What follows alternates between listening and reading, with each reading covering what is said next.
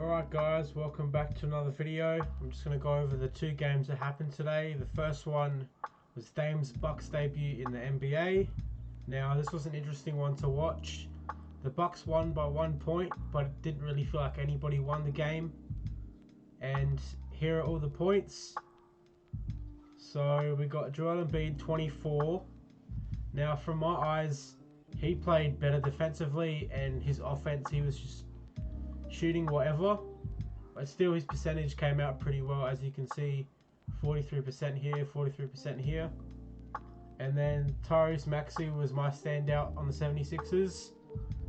Him and Kelly Oubre kept the momentum going when the Bucks went up by about, I think, 19 in the third quarter. They just come up down the court and just shoot straight away, so that was really good for them. And now the most important part, the Bucks. So obviously got Chris Middleton. He didn't play that well, but he wasn't really near the ball. And look, 16 minutes, that tells you everything you need to know. Giannis, however, I thought PJ Tucker was stopping him the whole time. Still though, his passing in my eyes is underrated, and he ended up getting 23, but only had 33% from the line. So that's a bit unlike him, but you know. And then Brook Lopez, consistent as always, 13 points. Good game defensively, but I thought he didn't start that well guarding Joel Embiid. And then the main guy of the whole game, Damian Lillard, the best player on the Bucks team, the best player on the court. Efficiency isn't that good, but momentum was there. That's all you need sometimes. Got a couple and one shots. Jay Crowder hit his shots. That was good. That's what they needed. Bobby Portis came in, had some moments as well. Everybody in the Bucks, I thought, played at the same level, and then Dame just elevated the team. Whenever he did good, the team tried harder, moved the ball quicker, just helped him out. And one thing I will say is that the Dame and Giannis pick and roll didn't really work. So it would be like a Giannis handoff and then a screen, and at moments it did work, and Dame would chuck it over the top of defenders and Giannis would get it in the paint and score. But I'd say most of the scoring from Giannis wasn't really either one. It was grab the ball and run up the court, or it was a catch it off a block and turn around and chuck it up. And then with Dame, it was more when Giannis was out of the game is when the Bucks were doing better, and Dame had open shots and he hit the shots, and the ball was moving a lot better when it was a smaller team for the Bucks. And also, a thing I'd like to note, in the commentary there's a stat that came up at one point that was like 18 minutes without Embiid scoring, and here in the first half he's got 11 points on good efficiency, and then you see in the second half he had to work harder, and he hit more threes coming out of the halftime break, I think, and he got more points. But I thought all around he played better in the first half.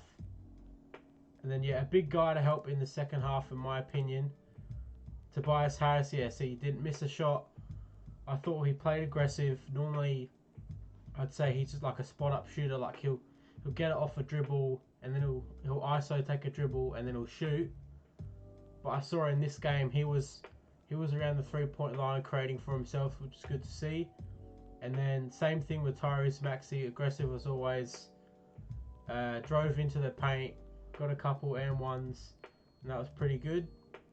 And then first half, Giannis had 10, Dame had 21. Same thing I said about 76ers. And then the second half, Dame had 18 and Giannis had 13. So I thought that overall, when the Bucks had a smaller lineup, it probably helped with the speed of the game, which is what they were trying to go for.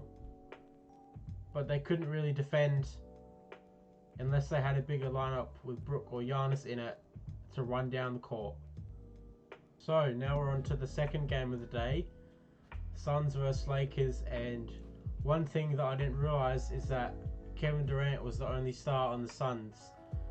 Here you can see all the players they're missing, and then they're missing Devin Booker and Bradley Beal. and from the jump you can just tell the momentum was coming from Kevin Durant, and then he'll do a little pass out, or it'll be a screen from Kevin Durant and you do pick and roll with Nurkic, which I thought was really good. Attempted a 3 or 2 threes, it says here. One of the threes he attempted, I think, just hit the side of the backboard, so they're just going for anything. But clearly a better fit now than what Ayton was last season. And I think what's happening with that pick and roll is really helpful in Kevin Durant getting open shots. And he didn't get that many open shots to start with, but I thought throughout the game, whatever shot he had, he made pretty much. For the Lakers, you can see Anthony Davis had 30. The regular guys all got their points. LeBron had 21. Now, I only saw one half of this game, but from what I could tell, the Lakers defense can stand up again, and every single guy plays his role. And there's still enough spacing to sometimes have like LeBron, Anthony Davis and Taurean Prince on the floor, which is like 6'8" guys and above. I just think overall the game was pretty like back and forth, and then I obviously missed the second half, so that's when the Lakers won. But the key performance for me was just Kevin Durant. Like I said, I think it was his first game against LeBron in like 5 years, so that was pretty amazing stat. And then Austin Reeves, D'Angelo Russell, Gabe Vincent, same type of player. So there's nothing different that I haven't seen from them. But as a Lakers fan, this isn't the percentage you want to see. But yet again, first game of the season for both of these teams. So I know we'll see better from both, but I think the Lakers could have swapped a few lineups and had a try of different things. So guys, I just forgot to say, one thing I didn't mention was the fouls in the Bucks 76ers game. Now, there was a new thing that I don't think I've seen before. It was the marginal calls that they kept saying when players got fouled, because they drive down the lane, and there was an instance where it looked like Embiid sort of got like a rib to the face, and he didn't fall down, but he got like squashed in between Lopez and Giannis, and there was a decision and he got hit, but they were saying it was marginal contact, so I think it was the foul, but the points didn't count, but he still got the shots or something like that. And this was a new thing that I haven't noticed. And then in the Lakers game that wasn't the case, but a thing I forgot to mention, and I'm going to mention briefly now, is the role players of, I think it was Goodwin and Eric Gordon.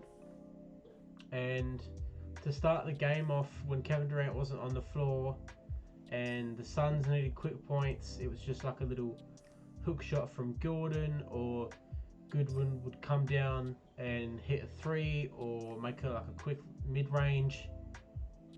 Same with Josh Okogie. Like, there was a point, so he only got 10 points, but I think it was a time he'd come off the bench and it was a quick 10 points. So I just thought I'd quickly pop in and mention that. That was it for this video. Just to wrap up the games that happened today. The Bucks won by 1 point against the 76ers, and then the Lakers beat the Suns by 5. Yet again, like I said, the Suns didn't have Booker or Bill, but Kevin Durant is still really good for the one player that they did have. And hopefully you guys enjoyed this. I might do more in the future. See you later.